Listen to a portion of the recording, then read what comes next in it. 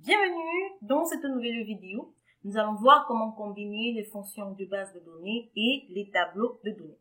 Alors, au cours de cette vidéo, on va utiliser cette base de données qui est tout simplement une base de données d'une entreprise de vente de maquillage où dans la colonne G, on a les numéros de transaction. Dans la colonne H, que j'ai également nommé numéro de transaction au niveau de la zone de nom. Numéro de transaction, voilà. Dans la colonne H, on a tout simplement les noms des vendeurs et j'ai également nommé la plage nom. Dans la colonne I, on a les dates par rapport à chaque transaction que j'ai également nommé la plage date.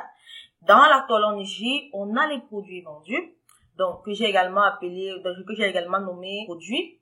Dans la colonne K, on a les unités vendues par rapport à chaque produit et à chaque transaction que j'ai également appelé unité. Dans la colonne L, on a les revenus de chaque vente par rapport à chaque transaction.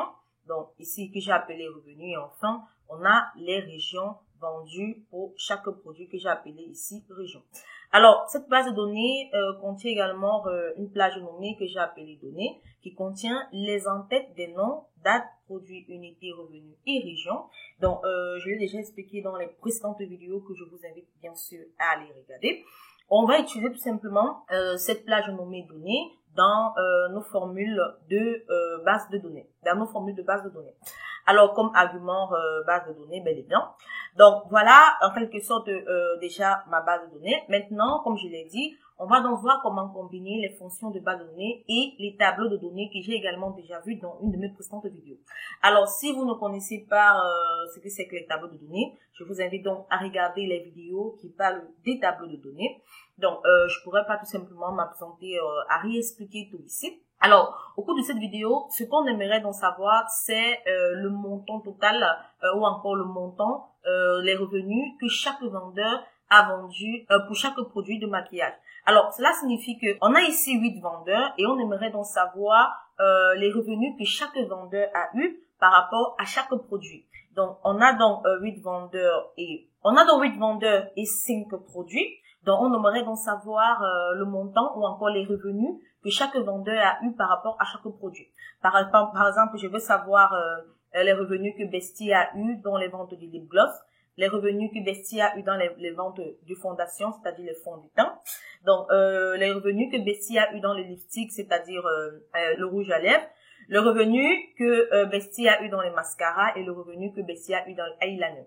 Alors, ainsi de suite pour Alagan, pour Zared, pour Colleen, pour Christina, pour Diane, pour Ashley et enfin pour Emily. Donc, on aimerait donc avoir ces différentes combinaisons. Voilà donc où entre en fait le jeu de base de données. Alors, que d'entrer tout simplement plusieurs formules qui nous permettront de calculer avec la fonction B des sommes, bien évidemment.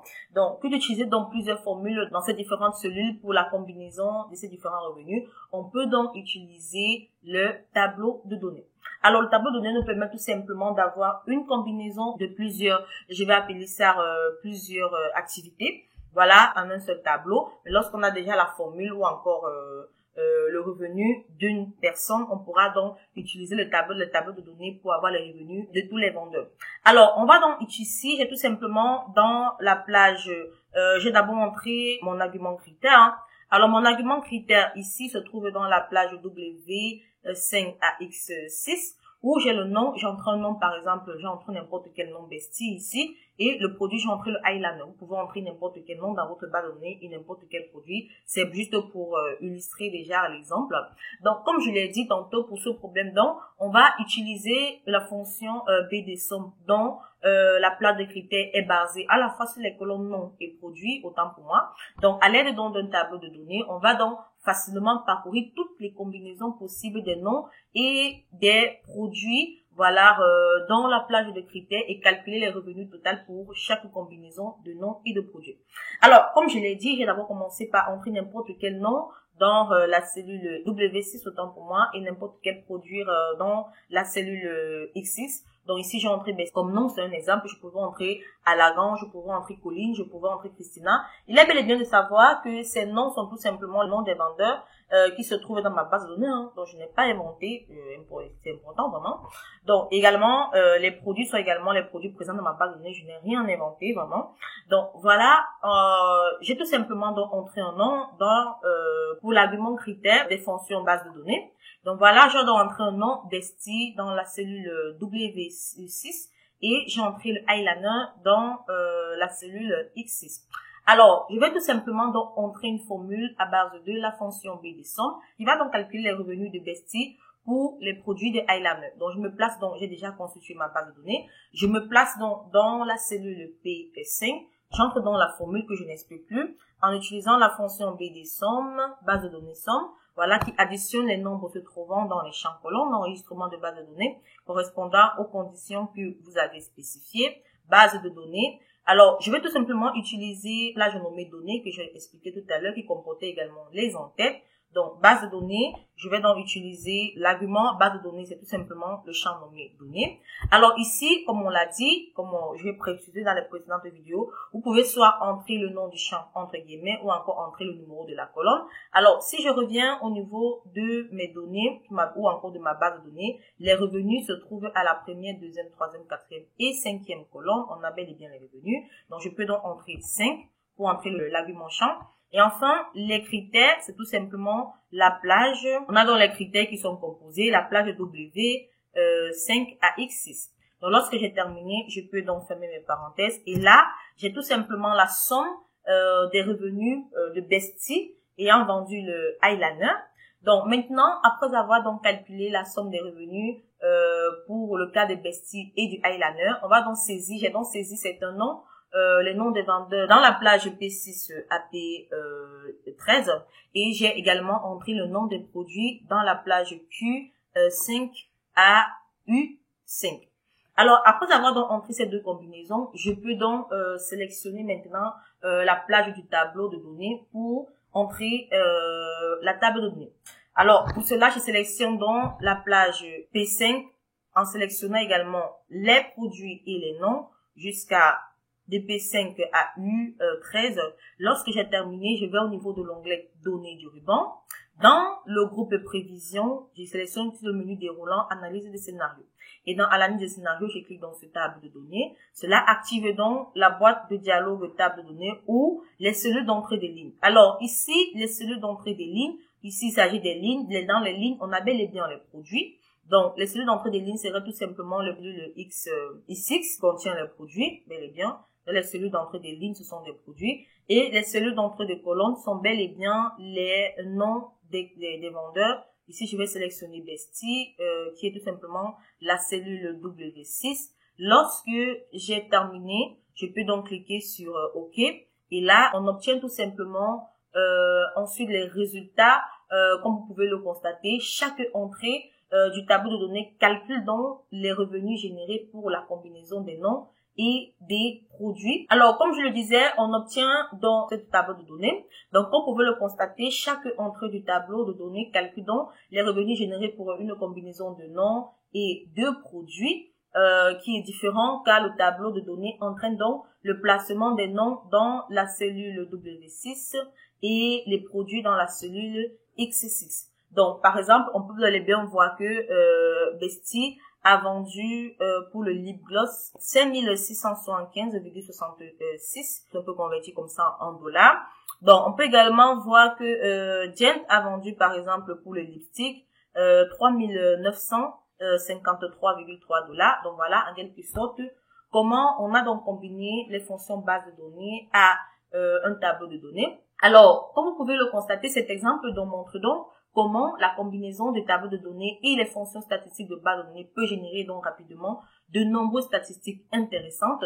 Il est également important de noter qu'on peut également résoudre ce problème en utilisant la fonction somme.6.ensemble. Donc ici, je vais utiliser la fonction somme.6.ensemble où je me place donc, je vais donc calculer la combinaison de Bestie pour les lip gloss. J'entre dans la fonction somme.6.ensemble. Voilà qui additionne dans les cellules indiquées par un ensemble de conditions ou de critères donnés.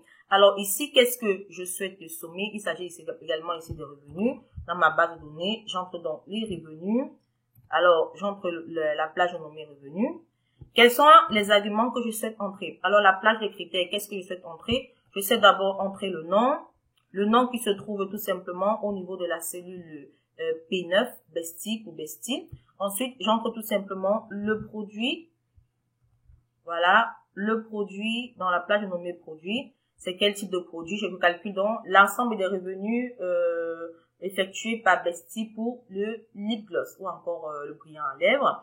Donc, lorsque j'ai terminé, je peux donc fermer mes parenthèses et cliquer sur Entrée. Comme vous pouvez le constater, on a bel et bien le même résultat. Bestie a donc vendu pour le lip gloss 5675,66 $.